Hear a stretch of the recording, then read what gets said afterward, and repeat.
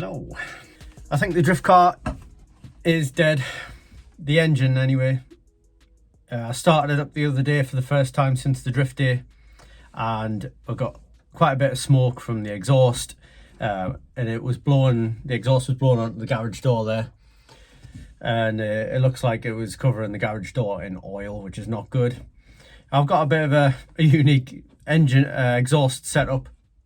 There's two 2-inch pipes going all the way back, so each 2-inch pipe is connected to 3 cylinders each, and they don't connect at any point. They kind of do through 3 silencers, but not directly. And I noticed the smoke was coming mostly out of the left-hand tailpipe, which is connected to the front 3 cylinders. So what I'm going to do now is start it up, just kind of give it a little rev up, just show you kind of what shit's coming out of the exhaust. And then after that, I've let the car warm up a little bit, I'll pull the coil packs out, I'll pull the spark plugs out, and then we're going to do a compression test on probably the front 3 cylinders. But while I'm here, might as well do all 6 if I'm going to pull all 6 out for the compression test. And we'll see what numbers we're getting, possibly which cylinder has failed. At this point, I don't know exactly what's happened. It's, I guess, likely rings. It could be something in the valve train. But either way, whatever's gone wrong is going to require pulling the engine apart, pulling the head off, rebuilding the engine. At this point, I don't think I'm going to do that. I think it's going to just be easier to buy the turbo version of my engine, because at the moment I've got a 3 litre straight 6 B6304S, which is NA. It's got very skinny rods, it's got a high compression ratio, and in the early 2000s Volvo S80 and the Volvo XC90, Volvo did a twin turbo version of this engine, exact same block. It's just got the rods and pistons out of the T5 engine. So I think that's probably what I'm going to go with. Just swap in the turbo block. It bolts directly to my M90 gearbox. All I have to do is most of the plumbing. I won't do a twin turbo. I'll just do a single turbo.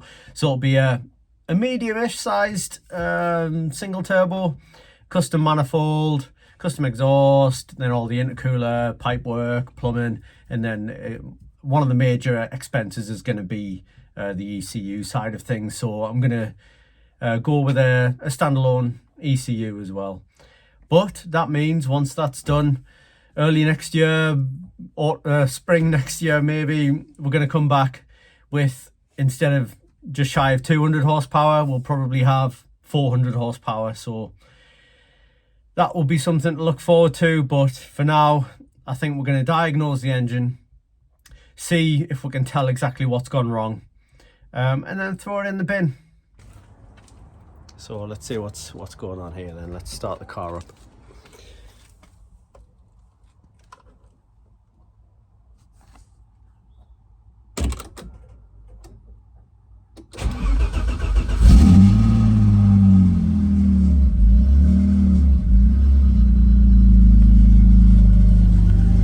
You see, it's probably idling quite nicely.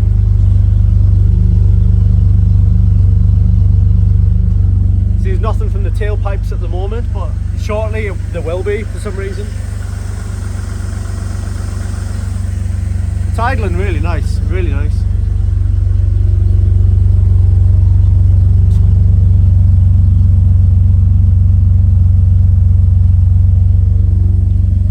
There's normally like 30 seconds to a minute when it starts warming up a little bit that will start getting some smoke, so we'll just keep an eye on it.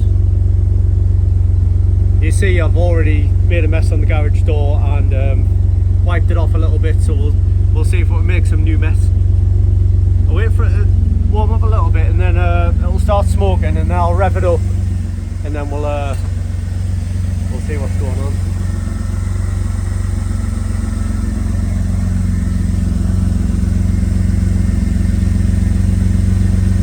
It's looking okay at the moment.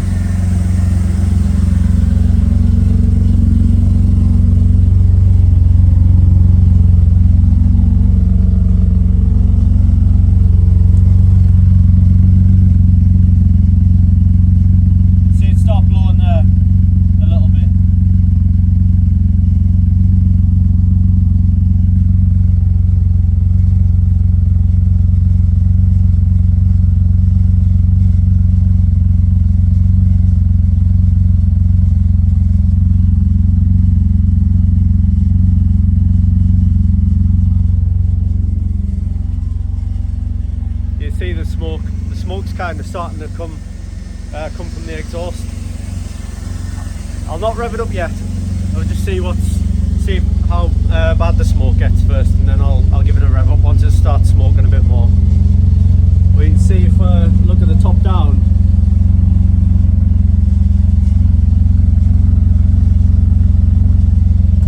See, it's definitely coming out the left-hand tailpipe.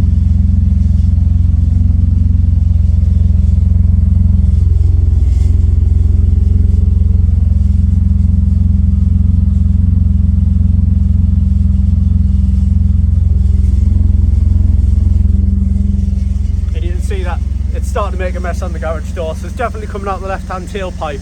Not when it's absolutely cold, but now it's starting to warm up. We're starting to get a bit of smoke out of there, so I'll give it a rev up, and then we'll have a look again at the garage door, and you'll see kind of the mess that it's going to make. So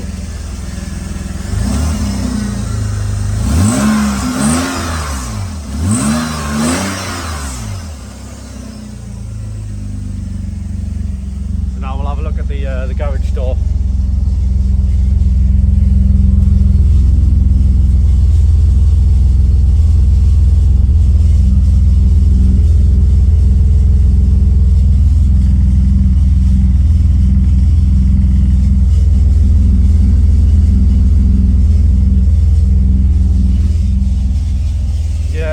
Not looking too happy, is it?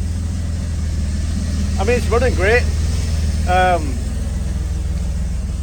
did notice on because I just did a drift weekend, Saturday and Sunday. I noticed on the Saturday night when I was about to do my drift competition that it was smoking a little bit out of the exhaust. So I did drift the entire Sunday, absolutely smashing the limiter, and the car felt pretty good. You know, doesn't feel down on horsepower so much. So I will see what happens. Now, these are my most reliable cars in the fleet.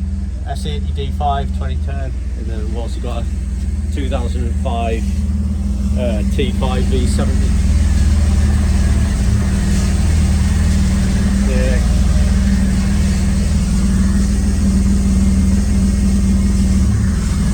Let's have another look around the back now. It's warming up a little bit more.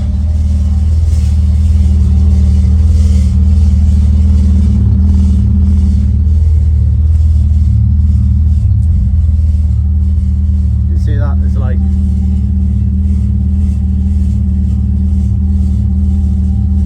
nasty stuff. Oh, let's come in the car a second.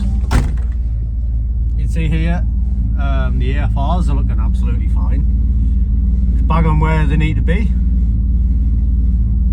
and that wideband's plugged into the front three cylinders, because the one that reads for the ECU is plugged into the rear three. I know it's not the ideal thing to do, but I didn't really think about that when I built the whole exhaust system. So we'll definitely be changing that when we turbo the car. I'm just going to do a single 3-inch, no question, nice and easy. One stainless pipe, one silencer or two, and job's good. And maybe a screamer pipe depending on which turbo I go for. I'd ideally like to go for an internally wastegated turbo, but we'll cross that bridge when we come to it. We'll just rev it up a few more times, make a bit more mess, and then we'll get on with the compression test. Yeah, you can have a look at that.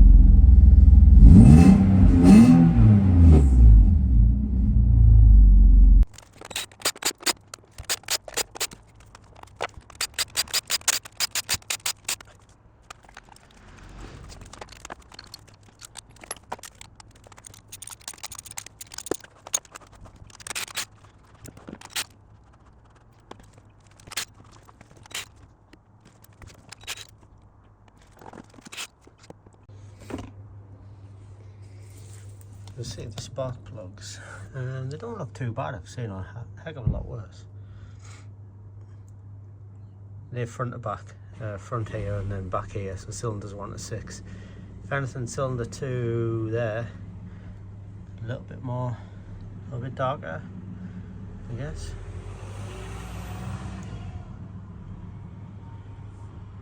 Oh well, let's get the bad news giver out.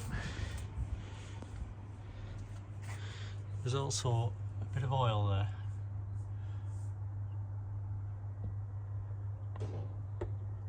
Don't even know where that could come from.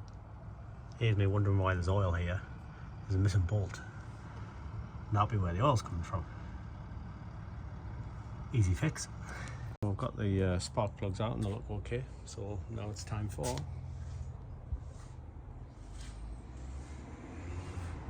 rip.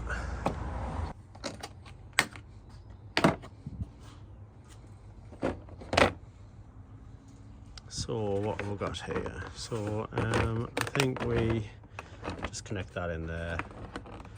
It should be fine. And I did last use this before this year. So Lou, if you want to focus, that should just screw into the spark plug holes, and then crank the engine over, and we should get a compression reading, hopefully around about like 150, 160. I think that might be what I had last time, maybe a little bit higher, I don't know, but hopefully nothing down this kind of area. But first what I need to do is pull the fuel relay, which in red blocks is in the center console behind the ashtray, but in the white block 960s it's here, and I believe it's this one with J on it. This is the fuel pump relay. So now I've pulled that, I'll still have spark, but obviously the spark plugs aren't plugged in, and I'll be able to turn it over without flooding the engine. Now, just put the ignition on. I'm going to open the window. So now I'm reaching and turn the engine over from the engine bay, so we'll be able to get a decent view of the reading of the compression for each cylinder. So let's get to it and see what the readings are. I'm going to write the compression results from all 6 cylinders. Time to pray to the Volvo gods.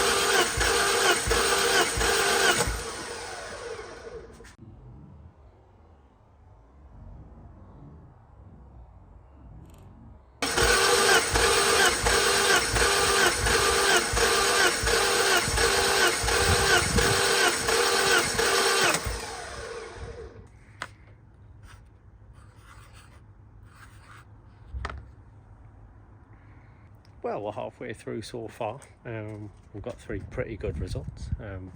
If anything, the compression's going up as we'll go along.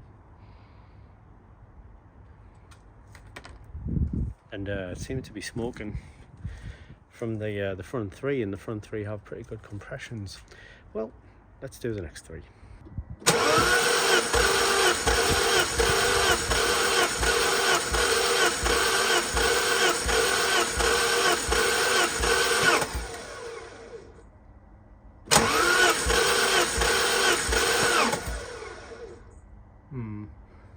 It's a bit strange.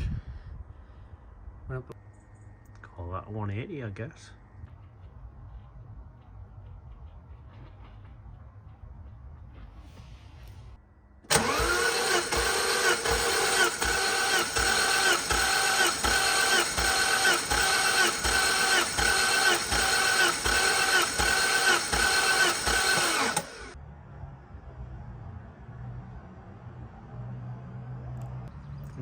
Gotta reset that. I was just off the last cylinder. So, number 6. Let's go.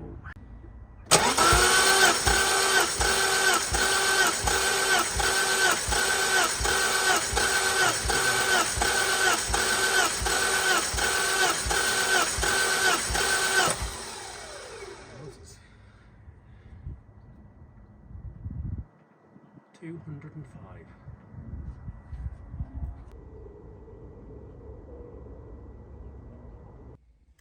So back in the car, we've got our compression test results here. Looking okay. Cylinder 6 is high, 5 is a bit low, but overall there's nothing catastrophic there. So compression is okay on the compression test, but we've got a lot of oil coming out of the exhaust. After the car was running for a while and heating up properly, it started coming out of both tailpipes. So I've got a suspicion that it might be my crankcase pressure. So the positive crankcase ventilation box, PCV box, may be clogged, potentially needs cleaning out, because if that box basically relieves the pressure inside the crankcase. So if that's blocked, then it can't, then the pressure inside the crankcase increases, and then oil starts coming out of everywhere. It comes up through the piston rings and into the combustion chamber, which means it comes out of the exhaust. It can also, you can tell by checking the oil filler cap to see, by placing it on top, see if it sits on there. And also the dipstick. So interestingly, when I've checked the dipstick, around the dipstick on one of the hoses, which ironically is the crankcase breather hose, there's loads of oil splattered on it. So there's been oil splattering onto the PCV hose from the dipstick hole, which also points to that. The fact that I had no oil coming out of the exhaust on initial startup, and then after about a minute or two, once maybe give it a chance for the pressure to build up, then the smoke started coming out of the exhaust, the oil as well. So there's a few things there that point, obviously my compression figures are okay as well. So but on the compression test itself, the crankcase didn't really get a chance to build up pressure because it wasn't running. So there's a few, 3 or 4 things there that point to my issue being the crankcase ventilation box, rather than a dead engine or a dead cylinder or knackered rings or a knackered valves or valve seals or something like that. So it's not really what I expected for the results. I was expecting for one of these numbers to be 100 or less, and give me a reason to kind of put a turbo engine into the car over the winter. So what I'm going to do first is I'm going to take the inlet manifold off, so I've got a bit of access. I'm going to remove the crankcase ventilation box, and I might clean it out, I might get a new one, I don't know yet. I'll have a look and see what it's looking like. A new one probably be better, but in the past, in the red blocks, I've always just cleaned them out and it's been fine. So there's no reason why this shouldn't be the case with the white blocks. But I'll have a look, I'll see if there's a new one available for sale and what price it is, and I'll weigh up my options. But yeah, I think what we'll do at this point is we'll replace the ventilation box, put everything back together, run the car again, see if it's any better out the back end, and maybe probably won't even need to do another compression test, to be honest, because those results are okay. So yeah, it's a bit of it's kind of good news, because about a week before I realized that all the oil was coming out of the exhaust, I had decided, I'd changed my mind. I said I was going to run this engine into next year, into the beginning of next year, because I want to get faster with this slower car. And then almost immediately after, I start the car up and there's loads of oil coming out of the exhaust. So I was like, well, okay, plan B, I'll turbo it then. But now there might be an option where it's worth keeping hold of this engine while it still seems to be relatively healthy, and I can get better at drifting with less power, which I think is it is a good idea. But worst comes to worst, I can always put a turbo engine in the car. So based on what you've seen in this video, what do you think? What do you think might be the cause, or might be the problem? Do you agree that it could be the crankcase breather box, or do you think it could be something else in the valve train or pistons, or am I totally getting this wrong? I'm really interested to see see your opinions, and then stay tuned. I'll post an update once I replace the PCV box. Obviously I'll do a video with a how-to, and then we'll see what the results are from that. Thanks very much for watching, guys. I'll see you in the next one.